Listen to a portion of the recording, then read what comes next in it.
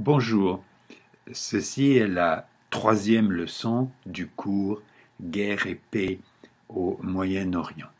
Dans la leçon précédente, je vous ai annoncé que j'allais traiter la situation des trois pays du Moyen-Orient avant le début de la guerre en 1914, et j'en ai traité que deux, l'Égypte et l'Iran, parce que je me suis laissé entraîner à développer des points qui étaient intéressants mais qui n'étaient pas absolument essentiels, à les développer plus que ce que j'avais prévu en préparant mes notes de cours.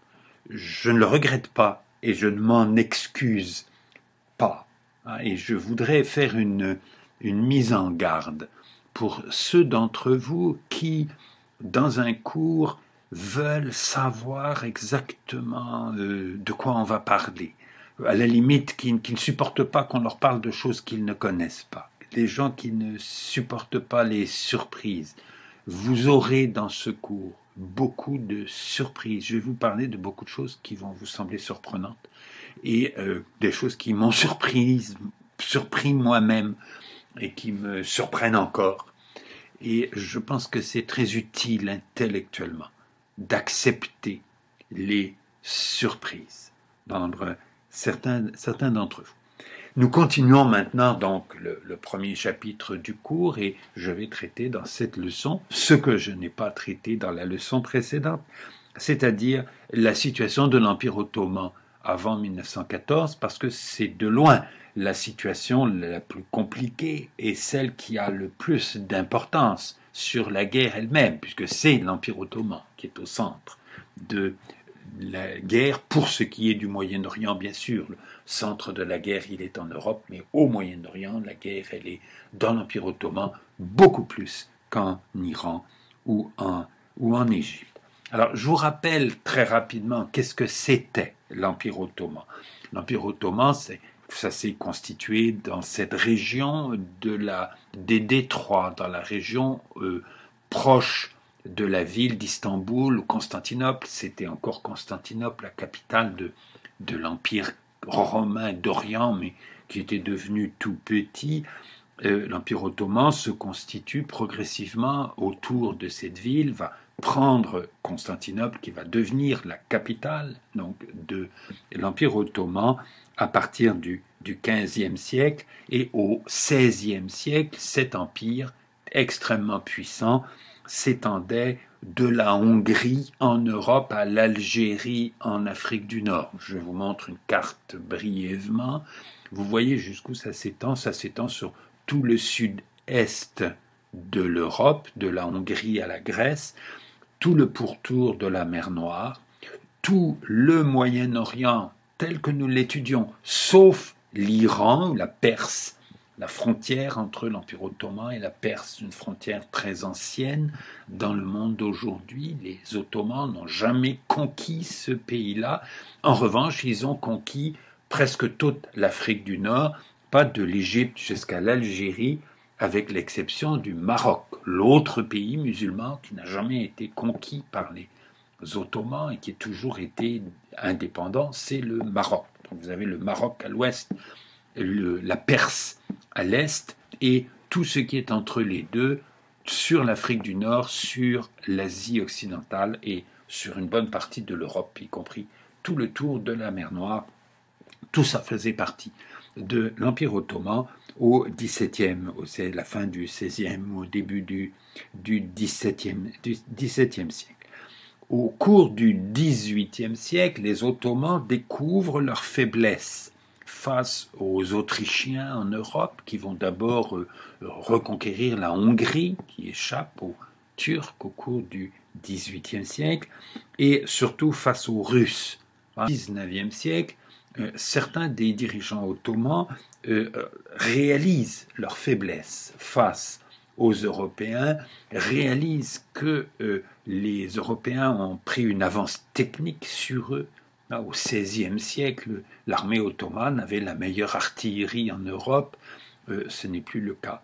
À la fin du XVIIIe siècle, les armées européennes sont devenues beaucoup plus efficaces que l'armée ottomane. Et donc ottomans décident, dans les années 1810-1820, de moderniser leur État. Et de nouveau, comme en Égypte, j'ai insisté là-dessus à propos de l'Égypte, c'est vrai aussi pour les Turcs et l'Empire ottoman, la modernisation, elle s'est faite en imitant certaines techniques et certaines institutions européennes. L'influence de l'Europe est importante, pour l'Europe occidentale surtout, pour comprendre les premières tentatives de modernisation. Mais cette modernisation, elle n'est pas du tout imposée par les puissances européennes. Elle est déclenchée dans l'Empire ottoman comme en Égypte par des dirigeants locaux qui veulent faire ça pour essayer d'échapper à la faiblesse qu'ils réalisent, la situation de faiblesse dans laquelle ils réalisent qu'ils se trouvent. Et donc, dès les années 1820, les dirigeants ottomans vont faire un certain nombre de réformes. Il y avait eu des tentatives avant, d'ailleurs, qui avaient échoué très vite, parce qu'il y avait des forces conservatrices très très fortes dans l'élite dirigeante de l'Empire ottoman. En 1826, le sultan arrive à vaincre une partie de ses résistances pour créer une armée sur le modèle de l'armée moderne. C'est-à-dire qu'il va y avoir une conscription, un service militaire qui va s'appliquer à presque tous les jeunes hommes musulmans, enfin ceux qu'on arrive à attraper, parce qu'il y a des régions de l'Empire où c'est très très difficile d'imposer la conscription, la présence dans l'armée aux jeunes hommes. Ça ne s'applique qu'aux musulmans, on ne fait pas confiance aux chrétiens pour servir dans l'armée. Je vais y revenir dans quelques minutes. Il y a la création d'écoles pour former les officiers, notamment les officiers d'artillerie qui ont besoin d'avoir un minimum de connaissances techniques. Il y a aussi la création d'écoles de médecine, parce que l'armée a besoin de médecins. Ces réformes purement techniques au départ vont être suivies en 1839 par un programme de réforme beaucoup plus ambitieux. Ce programme, on l'appelle souvent les Tanzimat. Dans vos lectures, vous pouvez trouver l'expression l'époque du Tanzimat. Je pense que Tanzimat, c'est plutôt un pluriel en turc. Il vaut mieux dire les Tanzimat. La tentative de créer un système d'enseignement public. Il va y avoir un enseignement public dans l'Empire ottoman à partir de 1839. Cet enseignement public, il est évidemment extrêmement partiel. Il est dans quelques villes. Il ne s'adresse qu'à une toute petite partie de la population. Il est quand même pas négligeable, puisque en 1914, les statistiques de l'époque montrent qu'il y a beaucoup plus de gens alphabétisés dans l'Empire ottoman qu'en Égypte. En Égypte, à partir de 1839, il y a le développement d'une administration civile sur le territoire, et puis il va y avoir la création de lignes de chemin de fer et la création de télégraphes, pas de lignes télégraphiques avec un fil électrique, ce qui permet à la capitale de contrôler l'administration sur une bonne partie du territoire, sur le territoire européen de l'Empire, avec un doute dans le cas de l'Albanie, sur le territoire qui correspond à la Turquie d'aujourd'hui, avec des exceptions très très importantes dans les montagnes peuplées de Kurdes qui échappent à peu près complètement à l'administration. L'administration, elle s'applique assez bien dans les villes arabes, à Alep, à Damas, jusqu'à Jérusalem ou Jaffa, sur la côte méditerranéenne, jusqu'à Bagdad, dans ce qui est l'Irak d'aujourd'hui. Ça va jusqu'à Médine, en Arabie aujourd'hui. Ça a beaucoup de mal à s'étendre plus au sud. Je vous l'ai déjà dit, je crois, le Yémen faisait partie de l'Empire ottoman. L'Empire ottoman ne contrôlait à peu près rien au Yémen. Mais il y a des régions de l'Empire où l'administration de l'Empire, même le développement d'un système scolaire public, tout cela existe. Et donc il y a un phénomène de modernisation d'une partie de la société. En 1876, il y a l'adoption d'une constitution, elle aussi vaguement imitée de celle de la Belgique, comme ça a été le cas, comme ça sera le cas plus tard en 1906 en Perse. Cette constitution, elle est proclamée en 1876 et elle est suspendue dès 1878. Elle a été proclamée en 1876 dans le contexte d'une guerre contre la Russie dont je vais parler à l'instant, et en fait, à peine proclamée, elle va être suspendue par un sultan qui s'appelle Abdulhamid. C'est Abdulhamid II, il y en avait eu un autre avant lui dans l'Empire ottoman. Cette constitution, nous le verrons, elle sera rétablie en 1908. Mais avant, puisque je vous ai mis le nom de Abdulhamid sur l'écran, je vais faire une note, une remarque technique sur les noms des personnes dans cette région du monde. L'arabe n'utilise pas le même alphabet que nous, ni le persan, ni l'hébreu. Lorsqu'il y aura l'État d'Israël avec la langue officielle qui est l'hébreu, eux aussi, ils ont un alphabet différent, qui ressemble plus à l'alphabet arabe d'ailleurs qu'à l'alphabet latin.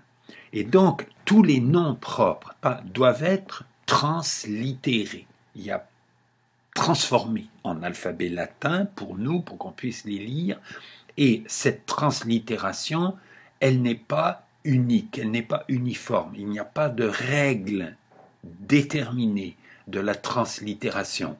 Je sais que depuis quelques dizaines d'années, les Chinois ont créé des règles de translittération du chinois en écriture, en alphabet latin pour les Occidentaux, et aussi pour les Chinois d'ailleurs, qui l'utilisent beaucoup. Mais ce n'est pas le cas ni de l'arabe, ni du persan, ni de l'hébreu. Donc, la même personne peut avoir un nom qui s'écrit différemment selon les textes que vous lisez. Notamment, en anglais, on ne translittère pas les noms arabes ou les noms hébreux ou les noms persans de la même façon qu'en français. Et même en français, les auteurs français peuvent ne pas les translittérer tous de la même façon. Donc j'essaie dans mes livres et dans les inscriptions que je mets sur l'écran dans ce cours, j'essaie d'utiliser la translittération en français qui me semble la plus courante, pour que vous puissiez retrouver ailleurs de qui il s'agit. Mais quand vous lisez vous-même des textes, il faut que vous fassiez attention à ça. Les personnages que vous rencontrez dans vos textes peuvent avoir des noms qui, d'un texte à l'autre, ne s'écrivent pas de la même façon. Et vous-même, quand vous écrivez vos travaux, vous devez écrire toujours de la même façon le nom de la même personne, pour que votre lecteur s'y retrouve. Et donc vous devez choisir une façon de l'écrire et utiliser toujours la même. Faites attention à ça. Pour le turc, c'est différent, puisque depuis 1928, la République de Turquie a imposé à sa population d'écrire le turc avec l'alphabet latin, alors qu'avant ça s'écrivait avec l'alphabet arabe. Et donc les noms turcs avant 1928 posaient le même problème de translittération et éventuellement de translittération multiples qui ne sont pas uniformes dans les pays occidentaux. Pour la Turquie et les noms turcs, depuis 1928, l'attitude logique, et ce que beaucoup d'auteurs font, c'est d'utiliser l'orthographe qu'utilisent les Turcs aujourd'hui pour parler des Turcs contemporains et même des Turcs du passé, quand ce sont des Turcs. Et Abdulhamid, le sultan dont je viens d'écrire le nom sur l'écran, pendant longtemps, son nom s'écrivait, quand il était vivant, son nom s'écrivait en turc avec l'alphabet arabe, et il avait donc plusieurs translittérations différentes dans les pays occidentaux. Notamment, on ne l'écrivait pas comme ça en français. On l'écrivait plutôt en 2 mots avec un tiret entre Abdul et Hamid.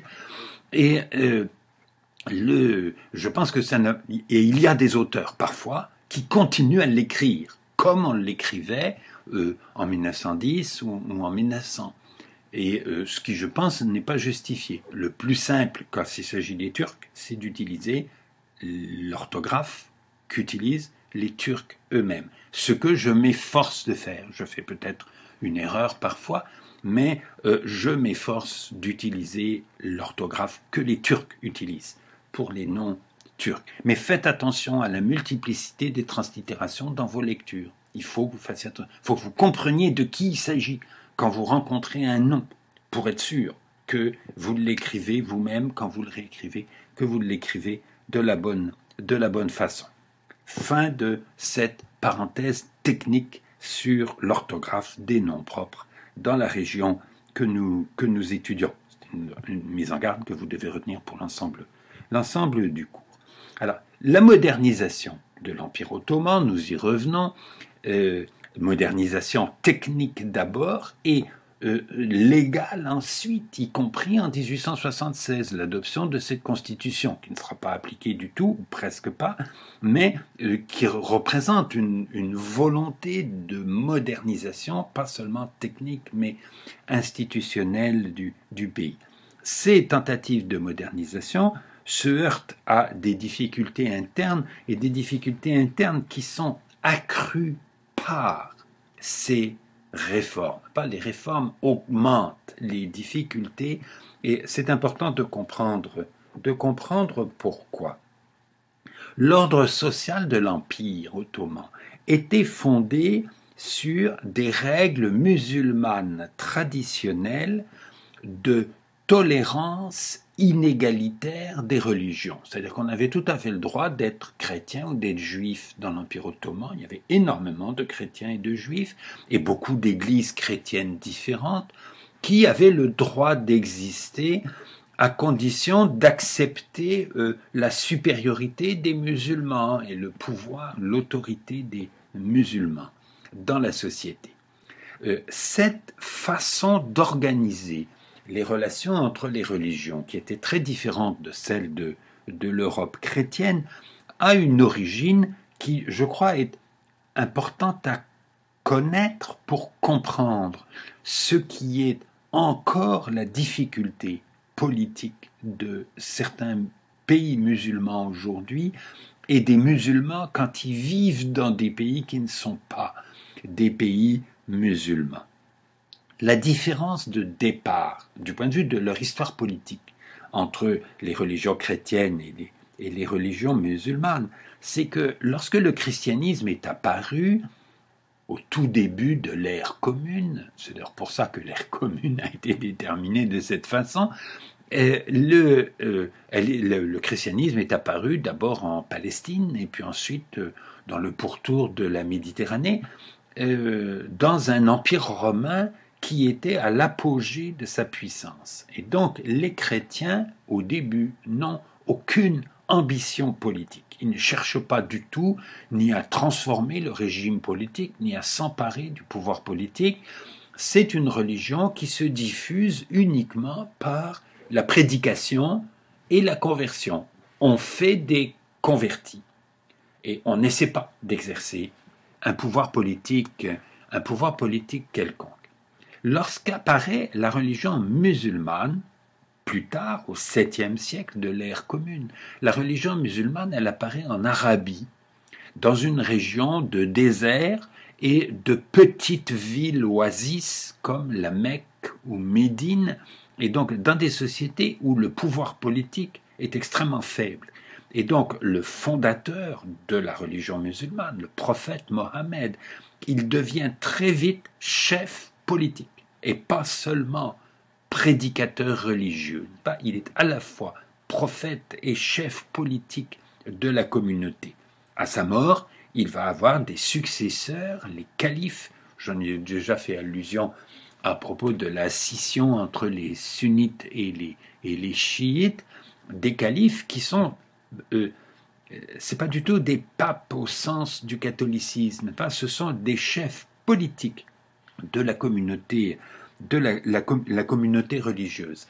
Et ces musulmans, venus d'un pays où il y a très peu d'habitants, ces musulmans qui sont très peu nombreux au début, ces conquérants arabes, ils vont conquérir des pays beaucoup plus peuplés, d'abord en Syrie, en Irak, plus au nord, surtout en Égypte, qui est un pays beaucoup plus peuplé, où déjà une part importante de la population est chrétienne.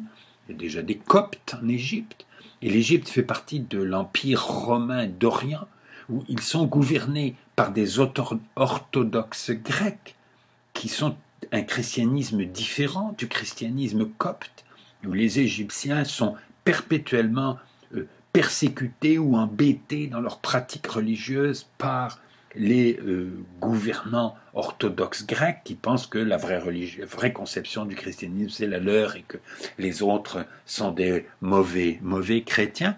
Mais quand les musulmans conquièrent l'Égypte, ils vont être assez facilement acceptés parce qu'ils débarrassent les Égyptiens chrétiens de leurs administrateurs plutôt grecs que égyptiens qui les gouvernaient à partir de Constantinople, et les musulmans, très peu nombreux par rapport à la population de l'Égypte, ils vont avoir l'attitude raisonnable de ne pas chercher à convertir à l'islam en bloc tous ces gens-là, et ni de les massacrer tous, et de accepter qu'on peut être chrétien dans un pays gouverné par des musulmans. Et les musulmans vont établir dans les empires arabes d'abord une situation dans laquelle les religions juives et chrétiennes que les musulmans reconnaissent comme des prédécesseurs. Là, je vous ai déjà dit, pour les musulmans, Abraham est un prophète musulman, Jésus est un prophète musulman, tout ça c'est des prophètes qui préfigurent la venue du dernier prophète, Mohammed, qui va donner sa forme parfaite à la religion monothéiste. Les chrétiens et les juifs ne sont pas d'accord avec ça, évidemment, mais c'est la vision que les musulmans en ont. Donc ces religions imparfaites, elles sont acceptables, elles sont respectables. On peut accepter qu'il y ait des chrétiens et des juifs dans le pays musulman, à condition qu'ils acceptent la supériorité de la religion musulmane. Il y a cette coïncidence très fréquente entre le mépris et la tolérance. C'est facile de tolérer les gens quand on pense qu'ils sont inférieurs, et c'est facile de continuer à les tolérer s'ils acceptent de continuer à se comporter comme des gens inférieurs et respectueux. Et notamment, une des différences entre les chrétiens et les musulmans dans les empires musulmans, c'est que les chrétiens, on ne veut pas d'eux dans l'armée. On n'a pas le droit d'avoir des armes, ce qui permet de maintenir la supériorité des musulmans.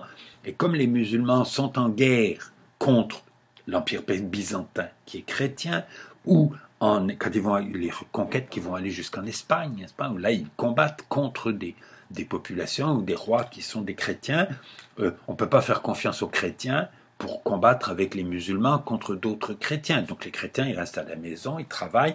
Comme ils n'ont pas l'obligation de servir dans l'armée, ils doivent payer des impôts supplémentaires. Vous avez cette division du travail, cette situation de respect et de mépris réciproque, si vous voulez, entre les communautés religieuses, qui va se perpétuer jusqu'au XIXe siècle. Nous allons voir qu'au XIXe siècle, ça va tourner très mal, cet arrangement de cohabitation entre les religions. Mais pendant longtemps, la tolérance religieuse était la caractéristique des pays musulmans par rapport aux pays chrétiens. C'est dans les pays chrétiens qu'on convertissait les gens de force, ou qu'on chassait les musulmans ou les juifs, ce qui est arrivé en Espagne au XVe siècle, où il y avait une population musulmane et une population juive nombreuse. Quand c'est conquis par des royaumes chrétiens, ils sont soit obligés de se convertir, soit chassés, soit massacrés s'ils veulent pas s'en aller. Et donc les pays chrétiens deviennent des pays homogènes au point de vue religieux, alors que les pays musulmans restent des pays où les populations sont mélangées entre groupes religieux différents, et où pendant très longtemps, pas jusqu'au XVIIIe siècle, les persécutés religieux en Europe chrétienne se réfugient souvent dans l'Empire ottoman, parce que là, ils ont le droit d'exister.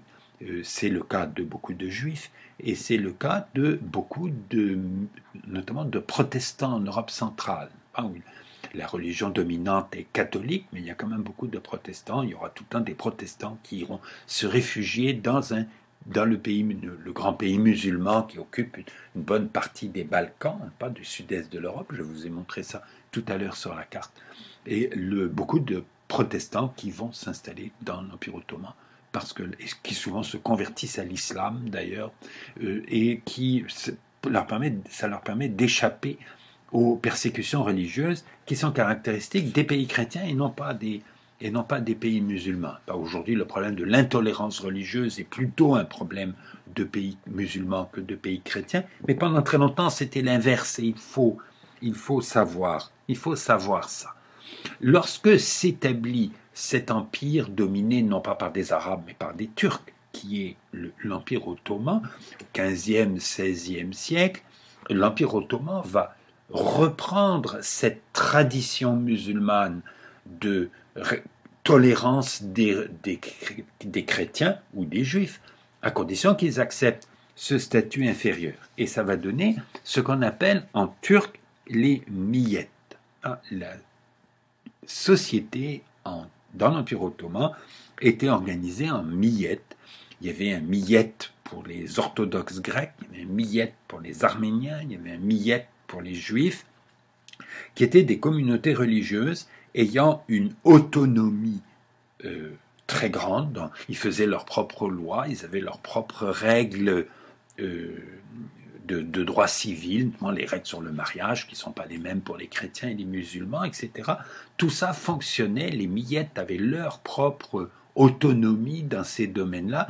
Ils géraient leurs églises ou leurs synagogues, ils géraient leurs écoles quand ils avaient des écoles, et il y avait à Istanbul un patriarche qui était l'évêque en chef de l'église orthodoxe grecque ou de l'église arménienne, et qui était reconnu par le sultan comme le porte-parole de sa communauté autour de lui, auprès de lui, et le garant de la fidélité ou de la soumission de sa communauté aux lois suprêmes de l'État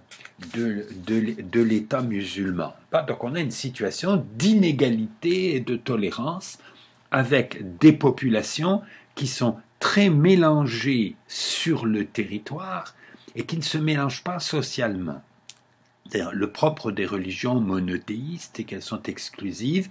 On ne peut pas se marier avec quelqu'un d'une autre religion, où il faut que l'un des deux se convertisse, et c'est très très difficile pendant très longtemps. Les règles alimentaires ne sont pas les mêmes, ce qui fait que les gens ne peuvent pas manger à la même table, ce qui fait que vous avez dans les villes des quartiers de telle ou telle communauté religieuse, vous avez des villages qui sont des villages musulmans ou des villages chrétiens qui sont tout à fait voisins, qui ont énormément d'interactions entre eux, qui peuvent travailler ensemble, qui peuvent s'acheter des choses. Les chrétiens deviennent ceux qui ont le monopole de certains emplois. Donc, quand on a besoin de quelqu'un pour faire tel ou tel travail, on va au village chrétien, au quartier chrétien à côté pour trouver le spécialiste qui va pouvoir nous rendre le service. Les populations sont mélangées, les populations ont énormément d'interactions, les populations parlent la même langue, l'identité communautaire, elle est déterminée par la religion et pas du tout par la langue. Mais donc il y a un mélange territorial, il y a énormément d'interactions entre eux, mais les populations ne se mélangent pas. Et les gens savent toujours à quelle communauté religieuse ils appartiennent. Cette inégalité entre les communautés a des effets très paradoxaux. Au XIXe siècle, quand les chrétiens de l'Empire ottoman vont commencer à se révolter contre cet ordre social, ils vont beaucoup dénoncer le fait que les musulmans se sont réservés les postes de pouvoir politique, de pouvoir administratif, et que donc c'est eux qui sont dominants. Et en fait, la domination, elle est tout à fait paradoxale. Ce système de cohabitation inégalitaire favorise parfois ceux qui sont supposés être dominés.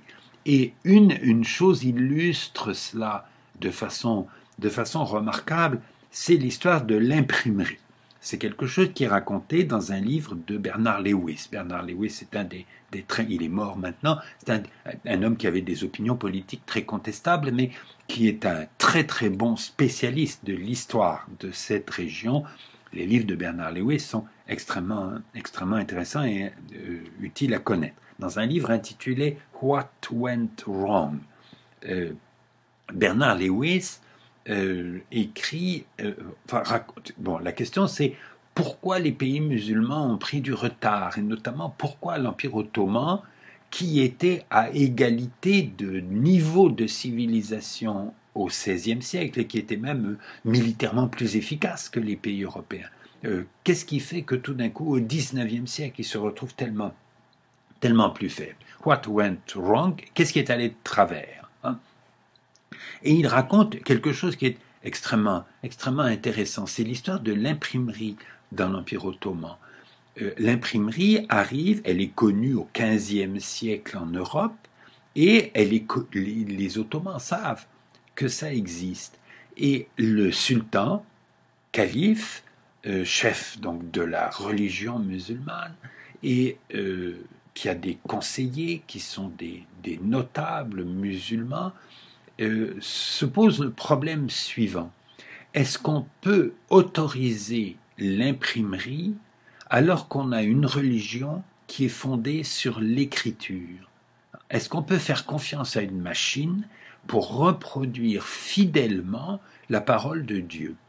Il y a dans l'Empire musulman des scribes, des gens dont c'est le métier de recopier le texte du Coran et qui sont garants de la fidélité de la reproduction. Est-ce qu'on peut faire confiance à une machine pour ça? Bon, nous, aujourd'hui, on est habitués à l'imprimerie et on dirait, évidemment, il y a encore moins de risques de faute si on n'imprime que si on écrit à la main. Mais lorsque l'imprimerie apparaît, le problème n'est pas absurde. Hein. Ça ressemble à un problème qui s'est posé au XXe siècle dans les tribunaux, dans les pays occidentaux. Est-ce qu'on peut accepter des enregistrements magnétiques comme preuve en justice? C'est le même genre de problème. Est-ce qu'on peut accepter l'imprimerie pour reproduire fidèlement la parole de Dieu? Et probablement aussi, il y a dû y avoir un lobby des scribes qui ont insisté pour qu'on n'ait pas le droit d'utiliser l'imprimerie, pour qu'ils conservent leurs emplois. Et donc, le sultan va décider d'interdire l'utilisation de l'imprimerie avec l'alphabet arabe. L'alphabet arabe qui est l'alphabet du Coran, qui est les Turcs instruits de l'époque, quand ils lisent le Coran, ils le lisent en arabe, il n'est pas question de le traduire en turc. Et le turc, la langue turque, quand elle s'écrit avec l'alphabet arabe. Mais, comme le sultan, il a des sujets chrétiens et juifs, dont la religion est fausse, bien sûr, à ses yeux, mais là, préserver l'intégrité des textes religieux pour les chrétiens ou pour les juifs, aux yeux du sultan, ce n'est pas du tout son problème. Si les chrétiens et les juifs veulent utiliser l'imprimerie, pour eux, c'est permis. Alors, vous voyez très évidemment l'effet que ça a eu. À partir du XVIe siècle, il y a dans l'Empire ottoman des gens qui impriment les textes pour les chrétiens et pour les juifs, et il n'y a personne qui imprime les textes en alphabet arabe pour les musulmans. Et ça va durer pendant 2 siècles. C'est au XVIIIe siècle qu'un certain nombre de gens dans la classe dirigeante à Istanbul se rendent compte qu'il y a beaucoup plus de gens instruits dans la population chrétienne que dans la population musulmane. Ils s'en rendent compte parce que pour recruter des fonctionnaires, ils recrutent beaucoup plus de chrétiens. Il y a toujours eu des chrétiens qui ont travaillé dans l'administration publique, qui ont eu des postes très très importants dans l'administration du gouvernement ottoman. Et ils se rendent compte que c'est de plus en plus difficile de recruter des musulmans. Et que donc cette interdiction d'utiliser l'imprimerie pour les musulmans, à partir du milieu du XVIIIe siècle, cette interdiction, elle disparaît. Mais la population musulmane a pris un retard en termes d'éducation par rapport aux communautés chrétiennes dans l'Empire. Et ça a pour conséquence que les chrétiens qui payent plus d'impôts, qui ont la possibilité d'être plus instruits, qui sont dispensés du service militaire. Le service militaire, c'est très... Au partir où il y aura un service militaire au XIXe siècle, c'est très coûteux pour les jeunes gens de la population musulmane. Ça les retarde beaucoup dans leur carrière économique, si vous voulez, pour eux-mêmes. Et ces chrétiens, ils deviennent dominants dans l'activité économique. Le commerce, c'est essentiellement les chrétiens et les juifs dans l'Empire ottoman. C'est pas interdit pour les musulmans, mais il y en a peu. C'est vrai aussi, à partir du moment où il se met à y avoir des professions instruites, il se met à y avoir des médecins ou des ingénieurs, au XIXe siècle, une proportion considérable de chrétiens parmi eux dans la population de l'Empire ottoman, qui est la conséquence de cette règle adoptée au XVIe siècle par un pouvoir musulman qui ne cherchait pas du tout à favoriser les chrétiens, qui cherchait à préserver l'intégrité de la religion musulmane et qui était tolérant, donc prêt à accepter que les religions inférieures, là, peuvent faire ce qu'elles veulent. Il faut comprendre ce type de paradoxe, pas le fait que dans l'évolution d'une société, ce qui favorise des gens à un moment donné peut les défavoriser ensuite de façon considérable. Alors, au cours du XIXe siècle, les idées politiques venues de l'Europe chrétienne vont se diffuser dans l'Empire ottoman et vont se diffuser d'abord dans la population chrétienne, ce qui est normal, mais aussi chez certains musulmans. Et notamment, une des idées qui se diffuse, c'est l'idée de l'égalité des citoyens. Et en 1839, au moment des Tanzimat, on proclame l'égalité des sujets ottomans. Et une des conséquences que ça aurait, ce serait d'appliquer les règles du service militaire aux chrétiens. Que les chrétiens cessent d'être dispensés du service militaire. Alors les chrétiens, ils n'ont pas du tout envie de ça. Ça ne les intéresse pas du tout, d'autant plus qu'au début, si on recrute des soldats chrétiens, il n'y aura pas d'officiers chrétiens du tout, évidemment. Peut-être qu'avec le temps, il pourra y en avoir, mais au début, il y aura seulement des gradés musulmans qui risquent de traiter très très mal ces soldats chrétiens qui n'ont pas du tout envie de faire ça. Ensuite, les officiers, ils n'ont pas non plus envie d'avoir des soldats chrétiens. Ils vont protester auprès du sultan en disant « on ne sait pas quoi faire avec ces types, c'est des infidèles, on ne sait pas comment se faire obéir. » Dispensez-nous de cela. Et donc en 1839, on proclame d'abord l'égalité face au service militaire entre les chrétiens et les musulmans, et puis ensuite on fait une exception pour les chrétiens et on crée de nouveau un impôt sur les chrétiens pour compenser le fait qu'ils n'ont pas cette charge du service militaire. Et le problème de l'égalité au cours du XIXe siècle dans les disputes entre les chrétiens et les musulmans dans l'Empire ottoman, disputes qui vont croître avec le temps, c'est chacun des deux groupes considère comme normal ce qu'il a. Ses propres avantages, c'est normal parce que c'est ses droits historiques. Et les avantages de l'autre sont des avantages scandaleux, sont des privilèges qu'il faut abolir. Et les deux groupes, ou les deux ensembles de groupes, les musulmans d'un côté, les chrétiens de l'autre, résonnent de cette façon. Et ça fait ces énormes polémiques de l'Empire ottoman du XIXe siècle qui se répercutent un peu dans les propagandes dans les pays européens. On retrouve ça dans beaucoup de livres écrits à l'époque en Occident sur l'Empire ottoman qui reprennent ces arguments qui sont perpétuellement des arguments à double tranchant, et toujours au nom de l'égalité. Ce que nous y avons droit, Ce que vous avez et que nous n'avons pas, c'est quelque chose de scandaleux, c'est ce qui doit être aboli. Et à cela s'ajoute la tentation du nationalisme. L'idée nationale ou nationaliste qui apparaît avec la Révolution française et qui se développe ensuite principalement en Allemagne et en Italie et partout en Europe, cette idée nationale va elle aussi pénétrer dans l'Empire ottoman, là aussi pénétrer d'abord chez les chrétiens, parce que des idées venues de pays chrétiens sont plus acceptables pour les chrétiens ottomans que pour les musulmans ottomans, qui ont plus de méfiance vis-à-vis des idées venues des pays chrétiens, mais les musulmans vont devenir nationalistes aussi à leur tour, ça va leur prendre seulement plus de temps. Donc l'idée nationaliste, c'est qu'un État doit correspondre à un peuple. À quel peuple appartenez-vous?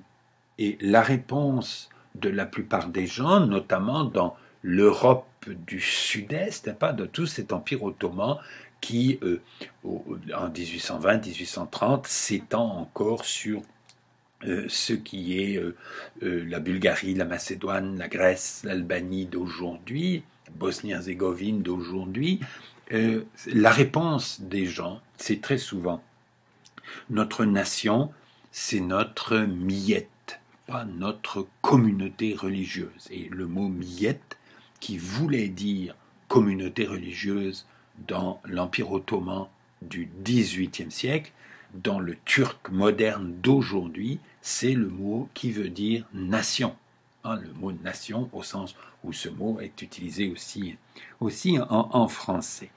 Alors, c'est quelque chose qu'on va observer à propos du lien entre religion, miette, communauté sociale et nationalisme. Je veux de nouveau faire une mise en garde méthodologique qui sera valable pour l'ensemble du cours. Pour parler de l'Empire ottoman du XIXe siècle ou à la veille de la guerre de 1914, il faut considérer la religion comme un critère d'identification des communautés sociales ou même des communautés politiques ou même des nations, sans que la croyance religieuse y joue beaucoup. Il y a des gens qui sont vraiment croyants, qui pensent vraiment que Mohammed est le prophète de Dieu, qu'il y a un paradis après la mort. Il y a ceux qui pensent que Jésus est vraiment fils de Dieu, qu'il y a un paradis et un enfer, etc. Bien sûr, il y a des gens qui ont cru à ça sérieusement. Et il y a des quantités de gens qui, sans y croire sérieusement, s'identifiaient à une communauté définie par l'identité religieuse. Et que c'est un phénomène qu'on observe dans l'Empire ottoman, c'est un phénomène qu'on observe jusqu'à aujourd'hui. Pour comprendre la politique intérieure de l'État d'Israël, pour comprendre la politique intérieure du Liban, pour comprendre la guerre civile en Syrie, pour comprendre les conflits internes de l'Irak, pour comprendre tout ça, il faut continuer à se souvenir que la religion, ça désigne un groupe d'appartenance défini par la naissance. Ça correspond aussi à des croyances religieuses, mais c'est presque indépendant des croyances religieuses. C'est-à-dire on peut être chrétien ou musulman, on peut être juif ou musulman ou chrétien dans le cas de l'État d'Israël, indépendamment de toute croyance religieuse. On peut être un musulman athée, on peut être un chrétien athée ou un juif athée, on reste un chrétien, un musulman ou un juif. Et donc les conflits internes de l'Empire ottoman au cours du XIXe siècle deviennent des conflits entre des nationalismes qui se définissent en termes religieux. Ça commence de façon importante en Grèce en 1821. Sur le territoire de ce qui est la Grèce aujourd'hui, la moitié de la population était chrétienne vers 1820, l'autre moitié était musulmane vers 1820, et tous parlaient grec, ou presque tous parlaient grec. Mais les chrétiens étaient identifiés comme grecs et les musulmans étaient identifiés comme turcs. Et la lutte pour l'indépendance de la Grèce commence avec des massacres réciproques, parce que le moyen de créer un État grec national sur ce territoire, c'est de faire disparaître la population turque, c'est-à-dire les musulmans, parce que ce qui permet de les reconnaître, c'est la langue, c'est la religion. Au contraire, la langue, presque tous parlent grec. Comme les Grecs qui vivent en Turquie d'Asie, presque tous parlent turc. Pas le critère d'identification, c'est la religion et non pas la langue. Et c'est à ce moment-là que commence dans l'Empire ottoman un phénomène qui va durer très longtemps et qu'on appelle aujourd'hui le nettoyage ethnique. L'expression nettoyage ethnique est apparue en français à propos de ce qui se passait en Bosnie-Herzégovine en 1992, lors du démembrement de la Yougoslavie, où on s'est rendu compte qu'en Bosnie-Herzégovine, il y avait 3 populations, des Serbes, qui ont la même langue, d'ailleurs les 3, mais des Serbes qui sont des orthodoxes grecs, même s'ils n'y croient plus du tout, mais qui sont identifiés comme ayant cette religion, des Croates qui sont des catholiques, et des Bosniaques qui sont des musulmans. Et le conflit pour créer des États nationaux à l'intérieur de l'ancienne Yougoslavie qui est en train de se démembrer, le moyen, puisque les populations sont mélangées, c'est de se débarrasser des voisins qui n'appartiennent pas à la même communauté ethno-religieuse que nous. Et ça veut dire on les massacre pour faire peur aux autres, pour qu'ils s'enfuient, et pour créer des territoires homogènes. On rencontre parfois en français l'expression purification ethnique au lieu de nettoyage ethnique. Ce n'est pas du tout une histoire de pureté de l'ethnie, c'est un problème de nettoyage du terrain. Il s'agit d'avoir un territoire homogène. Ce processus, qui est donc nommé comme ça en français depuis 1992, en fait, est quelque chose qui existe depuis beaucoup plus d'1 siècle dans l'Empire ottoman et dans les pays séparés de l'Empire ottoman.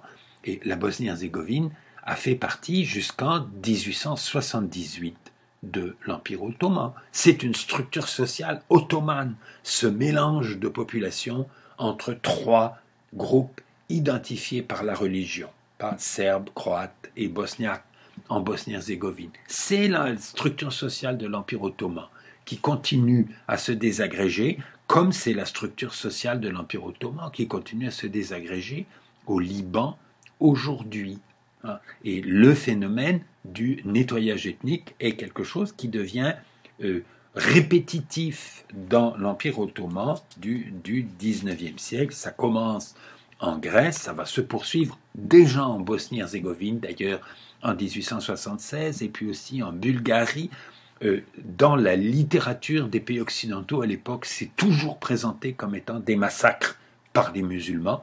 C'est très souvent des massacres par des musulmans. C'est souvent aussi des massacres par des chrétiens contre des musulmans, ou parfois, comme entre Bulgares et Serbes, ce qu'on appelle la Macédoine d'aujourd'hui, où le nettoyage ethnique se fait entre chrétiens différents, chrétiens serbes, chrétiens bulgares, pour essayer de savoir si cette région va faire partie de la Serbie, de la Bulgarie. Aujourd'hui, elle est indépendante. La Macédoine, aujourd'hui, est un État indépendant en Europe. Pendant très longtemps, c'était la rivalité entre 2 nationalismes, le nationalisme serbe au nord et le nationalisme bulgare à l'est.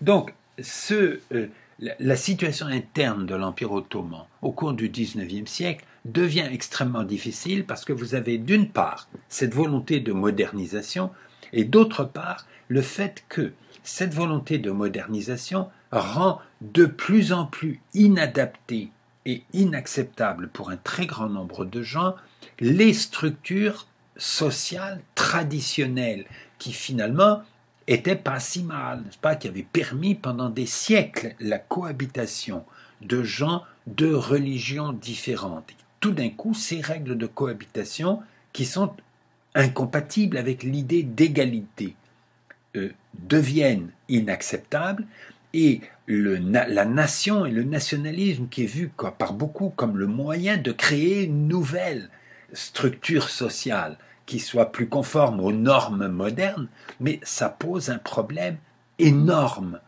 dans cette société-là. Et une partie des guerres jusqu'à aujourd'hui vont s'expliquer par ce problème de l'incompatibilité entre la structure traditionnelle des pays musulmans et les exigences acceptables ou abusives des conceptions modernes de l'ordre politique.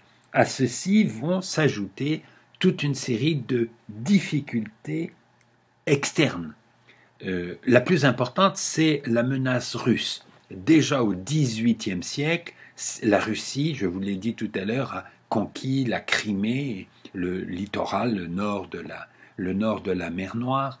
La Russie a des ambitions très importantes au détriment de l'Empire ottoman. Il faut comprendre les Russes. Les Russes ont des ports pour faire du commerce avec le monde extérieur qui sont extrêmement mal commodes sur l'océan Arctique, dans la Baltique ou au large à Vladivostok, à l'autre bout du monde, là en Asie orientale. Et ils ont des ports magnifiques pour faire du commerce sur la mer Noire. Mais la mer Noire est fermée par les détroits turcs et les Turcs contrôlent le débouché vers les ports russes. Et la Russie, une fois qu'elle a atteint la mer Noire, une fois qu'elle a des ports sur la mer Noire, elle voudrait bien sûr que sa flotte de guerre puisse déboucher librement dans la Méditerranée en passant les détroits turcs. Et ça ne peut pas être fait de force parce que le Bosphore à Istanbul, c'est un peu plus large que le Saint-Laurent à Québec, mais pas beaucoup. Ce qui fait que même avec des canons du 19e siècle, il est tout à fait possible d'empêcher des bateaux de passer. Parce que les gens qui sont sur les rives veulent empêcher les bateaux de passer. Et donc, les Russes veulent prendre le contrôle des détroits. Ils ont une autre raison pour faire cela. C'est que la Russie est, à l'époque des tsars, est la dernière grande puissance orthodoxe. Pas l'orthodoxie grecque, qui était la religion chrétienne de l'Empire romain d'Orient, dont le centre était à Constantinople. Cette religion orthodoxe grecque, elle n'existe plus au début du XIXe siècle que en Russie et dans des populations gouvernées par des musulmans, gouvernées par l'Empire ottoman, des Grecs, des Roumains, des Bulgares, des Serbes. Donc pour la Russie, l'idée de reprendre Constantinople, de retrouver ce qui est la mère de la religion, de la Russie. Les tsars et un certain nombre de gens en Russie considèrent que c'est une des missions historiques de la Russie, de libérer Constantinople de cette oppression épouvantable faite que ce qui est la principale capitale du christianisme à leurs yeux est gouverné par des musulmans. C'est vraiment, vraiment inacceptable. Ensuite, les Russes peuvent avoir aussi la motivation d'aider à se libérer les populations orthodoxes comme eux qui existent dans les Balkans. Il y a une solidarité, il va y en avoir une très forte avec les Serbes, avec les Grecs. La lutte d'indépendance de la Grèce à partir des années 1820 va être aidée par la Russie beaucoup, et les Russes vont continuer ensuite à vouloir aider les populations chrétiennes qui vivent dans cette région. Donc la menace principale extérieure pour l'Empire ottoman, c'est la Russie. Et la Russie qui est devenue une beaucoup plus grande puissance militairement que l'Empire ottoman. Face à cette menace, le soutien, ce sont les Britanniques. Nous avons déjà observé ce phénomène en Iran, il y a le même phénomène dans l'Empire ottoman, et ça donne notamment la guerre de Crimée, entre 1853 et 1856, qui au départ est une guerre entre la Russie et l'Empire ottoman, et où l'Angleterre, la France et le Piémont vont aller aider les Turcs. Et ça fait une guerre assez dure, d'ailleurs c'est une des guerres importantes du 19e siècle européen en Crimée, entre 1853 et 1856. Donc il y a une protection britannique contre la menace russe, ça c'est très important pour les dirigeants ottomans, et il y a une dette, et la dette notamment s'aggrave beaucoup à partir de la guerre de Crimée. Il y a un endettement croissant envers les pays occidentaux. J'en ai déjà parlé dans le cas de l'Égypte, je crois qu'il y a le même phénomène pour les Ottomans. C'est l'aspect de la modernité occidentale qu'ils maîtrisent le plus mal. Ils vont emprunter énormément d'argent, ils ne vont pas savoir comment le rembourser, et ça va donner, à partir de 1881, cette institution tellement curieuse qui a son siège à Istanbul, qui s'appelle la dette ottomane, qui, comme son nom ne l'indique pas, est une institution étrangère. C'est une institution gérée par les créanciers de l'Empire ottoman, et cette dette ottomane administre elle-même une partie de la fiscalité, notamment les douanes. Il est amplifié par ce qu'on appelle le régime des capitulations. Il faut que j'explique de quoi il s'agit. Une capitulation, dans le sens où je l'emploie maintenant, ça n'a rien à voir avec le verbe capituler. Ce n'est pas le fait d'abandonner le combat dans une lutte ou de se soumettre dans une guerre. C'est pas de ça du tout qu'il s'agit. Une capitulation, c'est un statut d'exterritorialité juridique accordé à des étrangers. Vous irez voir dans le Robert, c'est le premier sens du mot capitulation, et dans le Larousse, c'est le deuxième, après le fait de capituler. Donc les capitulations dont on parle dans le cas de l'Empire ottoman, ça n'est pas du tout les résultats d'une défaite. Pour certains pays, ça a pu l'être, mais ce n'est pas le cas dans le cas de l'Empire ottoman. Alors, les capitulations, le fait que les étrangers dans l'Empire ottoman échappent aux lois et souvent aux impôts de l'Empire ottoman, c'est vécu évidemment par les dirigeants ottomans de l'époque, ou par les nationalistes turcs qui commencent à exister au cours du XIXe siècle, comme un symbole d'inégalité et de limitation de la souveraineté interne de l'Empire, c'est-à-dire les Français ou les Anglais, ou les Italiens ou les Allemands, dans l'Empire ottoman, bénéficient de ce type de régime, alors que les Turcs en France ou en Angleterre ne bénéficient évidemment pas en réciprocité de la même situation.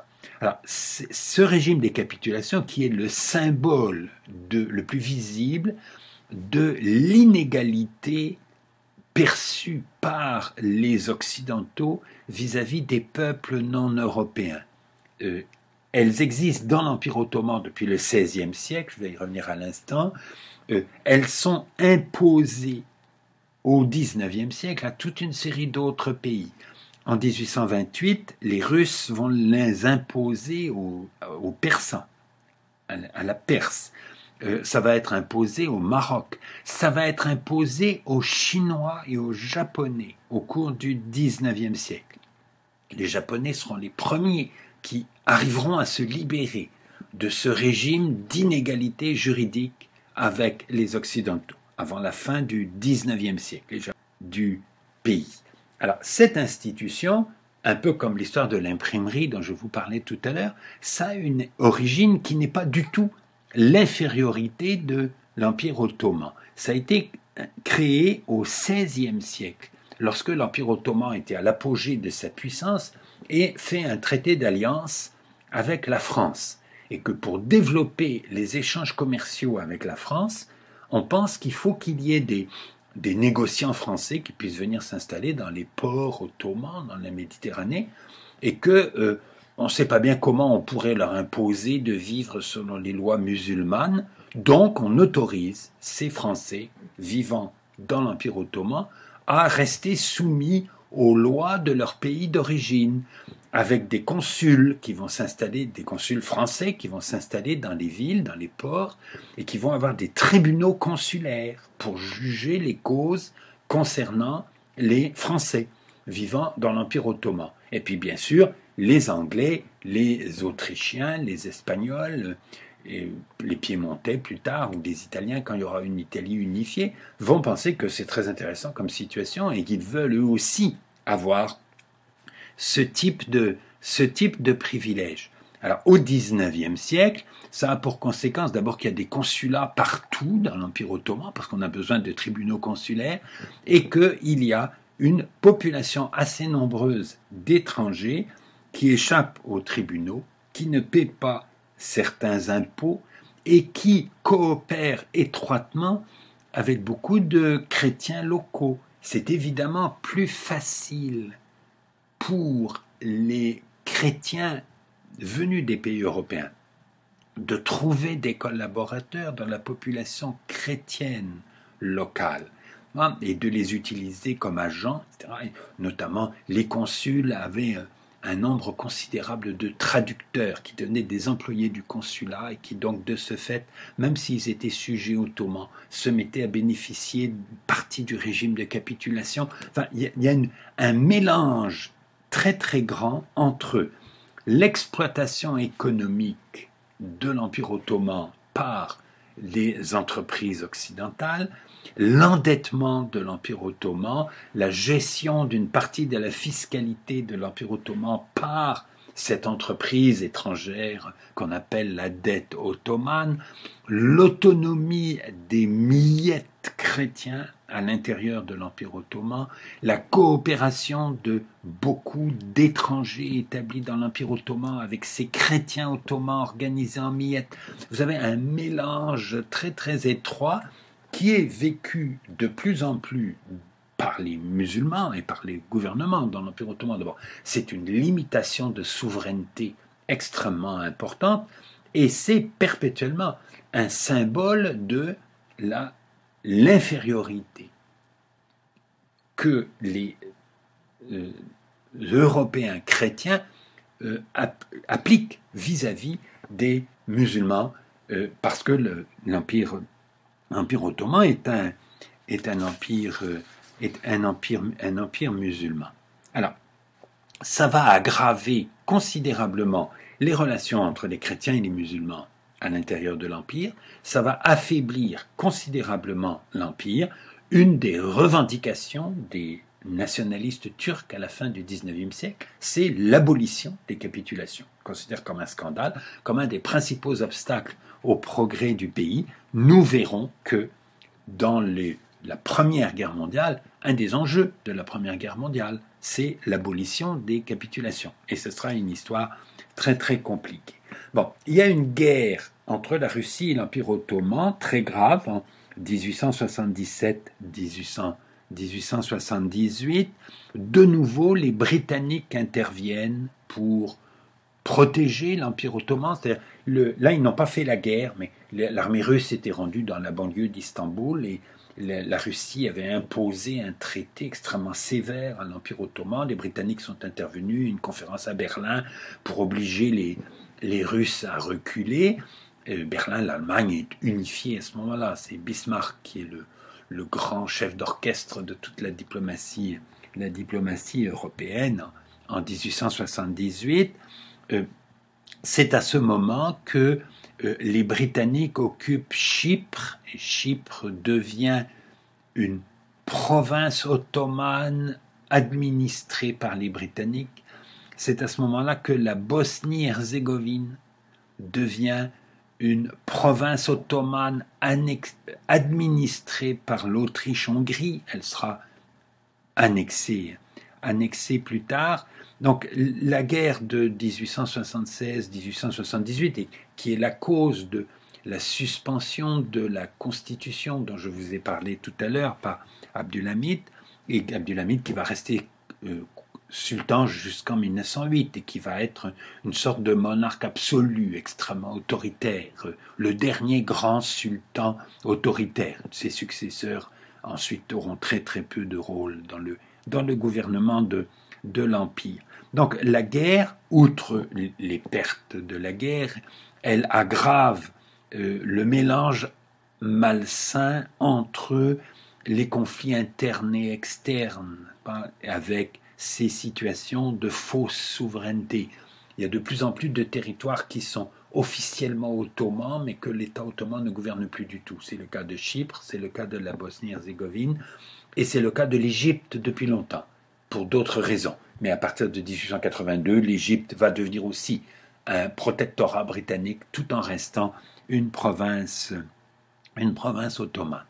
Alors, tout ça va changer beaucoup en 1907 à cause de l'accord anglo-russe de 1907 dont je vous parlais dans la leçon précédente à propos du partage des sphères d'influence en Perse. Alors, cet accord anglo-russe, il est la conséquence de la politique navale de l'Allemagne. Jusqu'en 1900, l'Angleterre se souciait pas tellement de l'Allemagne qui est unifiée donc en 1871 et qui devient la première puissance industrielle en Europe avant la fin du 19e siècle. En 1900, l'Angleterre n'est plus la plus grande puissance industrielle. La plus grande puissance industrielle, c'est les États-Unis en 1900, et la deuxième, c'est l'Allemagne, loin devant l'Angleterre. L'Angleterre est restée la première puissance industrielle du monde jusqu'à environ vers 1870. Puis elle est dépassée par les deux autres, entre 1870 et 1900. Donc l'Allemagne, première puissance militaire sur le continent, qui a gagné une guerre contre l'autre puissance militaire, la France, en 1870, l'Allemagne, plus peuplée que la France, beaucoup plus industrialisée que la France, plus industrialisée que l'Angleterre en 1900, et l'Allemagne se lance dans une politique de construire une grande flotte de guerre.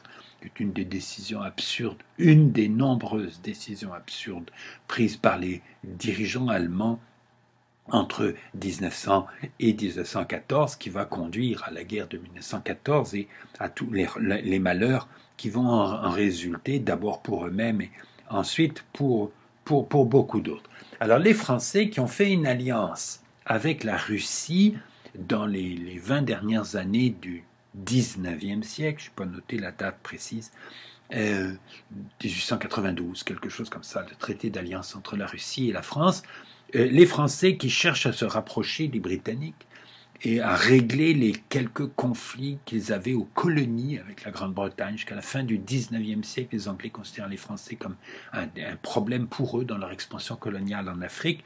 Tout ça va être réglé avec beaucoup d'habileté par les dirigeants français de l'époque qui vont se révéler beaucoup plus habiles diplomatiquement que les Allemands et vont arriver à réconcilier leur allié officiel, la Russie, et l'Angleterre, qui n'est pas un allié, mais avec qui la France est en entente cordiale, et il est devenu très clair après 1905 que s'il y a une guerre en Europe entre la France et l'Allemagne, l'Angleterre prendra le parti de la France. Ou bien elle fera la guerre aux côtés de la France, ou bien elle sera neutre, mais d'une neutralité qui favorise la France. Que les Anglais se sont mis à considérer l'Allemagne comme une menace beaucoup plus grave pour eux que la France ou la Russie.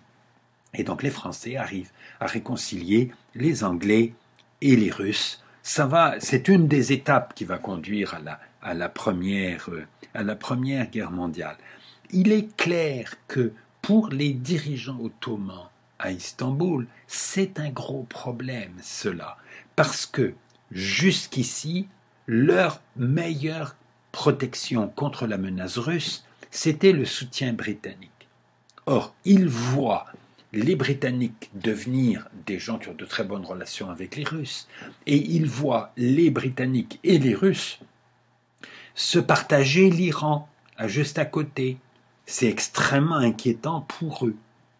Et les dirigeants ottomans vont fort logiquement se demander qui peut devenir un allié face à la menace russe et anglaise, puisque l'Angleterre finalement devient à son tour une menace, comme la Russie l'est depuis très longtemps. Et ça ne peut pas être la France, qui serait l'allié de l'Empire ottoman face à la Russie et à l'Angleterre, totalement exclu. Le seul allié possible, c'est l'Allemagne. hein, et c'est le facteur le plus important qui va conduire à l'alliance avec l'Allemagne en 1914, dont je parlerai dans la prochaine leçon. Mais avant, 1907, c'est l'accord anglo-russe qui change la situation diplomatique de l'Empire. Le deuxième changement, c'est la révolution que l'on appelle jeune turque, qui a lieu en 1908. En 1908, un groupe de conspirateurs militaires, un groupe de jeunes officiers qui étaient basés à Salonique. Salonique, aujourd'hui, c'est dans le nord de la Grèce, mais à l'époque, c'était encore dans l'Empire ottoman. Ces militaires, qui s'identifient eux-mêmes comme des jeunes Turcs, c'est effectivement des hommes qui sont tous au début de la trentaine, marchent sur Salonique, marchent sur Istanbul, à partir de Salonique, c'est pas tellement loin, prennent le pouvoir à Istanbul et imposent au sultan le rétablissement de la constitution de 1876. Il y avait une constitution qui avait été suspendue en 1878 et le sultan, c'est toujours Abdülhamid. Et Abdülhamid est obligé de rétablir la Constitution. Il est obligé de rétablir la Constitution en 1908 et d'ailleurs il va être obligé d'abdiquer en 1909 et il va être remplacé par des cousins, enfin des membres de sa famille. Il a deux successeurs, les deux derniers sultans de l'Empire ottoman, Mehmed V et Mehmed VI. Vous oubliez les noms de ces gens-là. Mehmed VI qui succède à Mehmed V quand Mehmed V meurt en juillet 1918 et Mehmed VI qui va cesser d'être sultan en 1922. J'en reparlerai plus tard.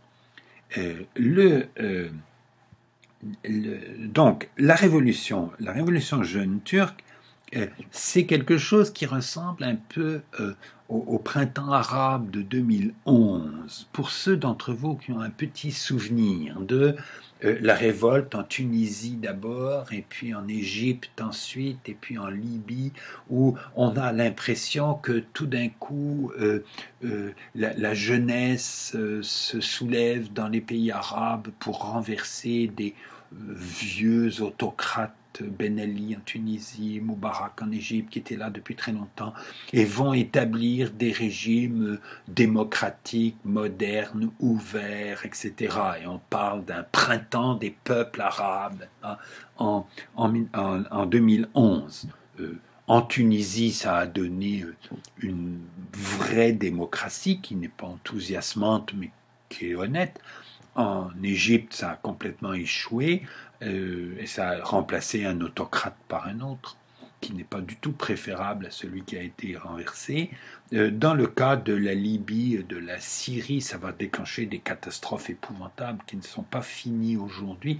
Donc le printemps arabe de 2011, ça finit mal. Le printemps ottoman de 1908, avec le grand enthousiasme, la grande réconciliation, les dirigeants nationalistes des différentes communautés qui s'embrassent entre eux, qui affirment qu'on est tous frères dans l'Empire ottoman et qu'on va être capable enfin de gouverner ce pays de façon civilisée. Une presse très optimiste dans le reste du monde. Cet événement est vu de façon très favorable. L'expression jeune turc, elle est utilisée dans le monde entier de façon élogieuse. Quand on dit des gens, c'est des jeunes turcs, ça veut dire c'est des gens nouveaux et qui vont faire des progrès. Donc les jeunes turcs de 1908 qui vont très vite se disputer avec les dirigeants des autres communautés, pas le grand optimisme ottoman de 1908, avec des élections. Il y a des vraies élections dans l'Empire ottoman en 1908, avec des députés arabes, des députés arméniens, des députés grecs, des députés bulgares, etc., avec un parlement qui est élu de façon très curieuse. Il n'y a bien sûr que des hommes qui votent, et c'est très très improvisé comme système, mais il y a une vraie assemblée avec un vrai débat. On a vraiment l'impression que la modernisation techniques de l'Empire ottoman, la modernisation de l'armée, des chemins de fer, des choses comme ça, qui étaient assez réelles, que cette modernisation devient enfin une modernisation politique, que ce qui a été raté après 1876, dans une large mesure à cause de la guerre contre la Russie, probablement, que tout d'un coup on va avoir ce grand progrès merveilleux. Alors ça va tourner mal à cause du radicalisme idéologique des uns et des autres, notamment ces nationalistes turcs qui sont dans une organisation qui s'appelle le Comité Union et Progrès. L'Empire ottoman, pendant la Première Guerre mondiale, va être gouverné par un parti unique qui s'appelle le Comité Union et Progrès. Et ils ont une vision de la nation et de la nationalité qui exclut les chrétiens. Il va falloir se débarrasser des chrétiens d'une façon ou d'une autre. Ils sont inassimilables. Et les musulmans, eux, on peut les assimiler. Notamment, on peut essayer d'assimiler les Arabes. Et les nationalistes turcs à Istanbul vont se lancer dans une politique absurde aux yeux des Arabes de vouloir turquifier linguistiquement les Arabes. Or, ça, c'est impossible. Les Turcs ont turquifié beaucoup les Kurdes. Beaucoup de Kurdes qui parlent une langue différente, qui sont une langue qui ressemble au persan beaucoup plus qu'au turc. Beaucoup de Kurdes sont des musulmans, donc on les retrouve, quand on les retrouve dans les grandes villes turques, ils deviennent des Turcs comme tout le monde. Le critère d'identité, c'est la religion. Ça pourrait marcher aussi avec les Arabes, mais ça ne peut pas marcher, parce que les Arabes ne peuvent pas croire que leur langue est inférieure à la langue turque. Un Kurde qui apprend le turc pour vivre à Istanbul, ou pour vivre à Adana, ou pour vivre à Izmir, dans une des grandes villes de langue turque de l'Empire ottoman. Ça peut être difficile pour lui, il perd sa petite langue qui n'est écrite par presque personne, dans lequel il n'y a presque aucun livre, alors que en turc, il y a des livres, il y a beaucoup plus de gens avec qui il peut parler. Ça peut être vu comme un progrès pour un Kurde de langue kurde d'être accepté comme un Turc par les Turcs et de faire ce qu'il faut, c'est-à-dire d'apprendre la langue. Et il a déjà la bonne religion, donc la question se règle assez facilement. Pour les Arabes, ça n'est pas possible parce que l'arabe, c'est la langue du Coran, c'est la langue qu'on parle au ciel, c'est la langue de Dieu, c'est la langue, les Turcs qui connaissent la religion, qui enseignent la religion, qui lisent le Coran, ils doivent le lire en arabe. L'idée qu'on va obliger, notamment en Syrie, où la population parle arabe, où il y a un certain nombre d'écoles publiques, où le gouvernement nationaliste turc à Istanbul essaie d'utiliser ces écoles publiques pour obliger les enfants à être scolarisés en turc. Et ça ne marche pas avec des Arabes. Enfin, ça peut marcher avec des Kurdes, pour le petit nombre d'entre eux qui vont à l'école. Ça ne peut pas marcher avec des Arabes. Et donc l'hostilité des Arabes aux Turcs, le développement d'un nationalisme arabe, dont je reparlerai plus tard, est aggravé par le radicalisme des dirigeants turcs. Et alors, dans les relations avec les Grecs et surtout avec les Arméniens, j'en reparlerai, la révolution jeune turque de 1908, qui a l'air très belle en 1908, à partir de 1909, elle tourne extrêmement mal dans les relations avec les autres, mais ce radicalisme, il est aggravé aussi par les agressions étrangères. La Bulgarie, qui était une région autonome de l'Empire ottoman, proclame son indépendance. L'Autriche-Hongrie, qui administrait la Bosnie-Herzégovine, mais la Bosnie-Herzégovine continuait officiellement à faire partie de l'Empire ottoman. L'Autriche-Hongrie annexe la Bosnie-Herzégovine. L'Italie, qui veut avoir des colonies, envahit la Tripolitaine. La Tripolitaine, c'est la Libye d'aujourd'hui. Hein, il y a une guerre entre l'Italie et l'Empire ottoman, que l'Italie, c'est essentiellement une guerre terrestre en Libye, où l'Empire ottoman essaie d'envoyer des soldats, mais il a du mal parce que les Britanniques en Égypte ne les laissent pas passer. Les soldats doivent se mettre en civil pour traverser l'Égypte, pour rejoindre la Libye, et ils doivent faire ça plus ou moins clandestinement. Donc la Libye est complètement séparée de l'Empire ottoman par l'indépendance de fait de l'Égypte et le protectorat britannique en Égypte, qui n'est pas encore déclaré, vous vous en souvenez. Et donc c'est une guerre navale en Méditerranée et ça permet à la Libye de conquérir, à l'Italie de conquérir la Libye.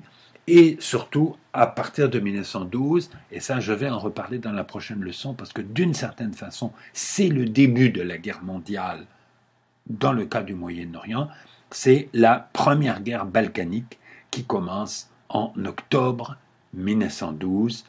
Donc les difficultés internationales vont bien évidemment amplifier cette radicalisation, pas de dirigeants, de jeunes Turcs à Istanbul, qui, en 1908, ont pu représenter un progrès pour la liberté, la compréhension entre les peuples à l'intérieur de l'Empire, mais c'était déjà très difficile, même s'il n'y avait pas eu les agressions étrangères, et la multiplication des agressions étrangères va aggraver les choses beaucoup.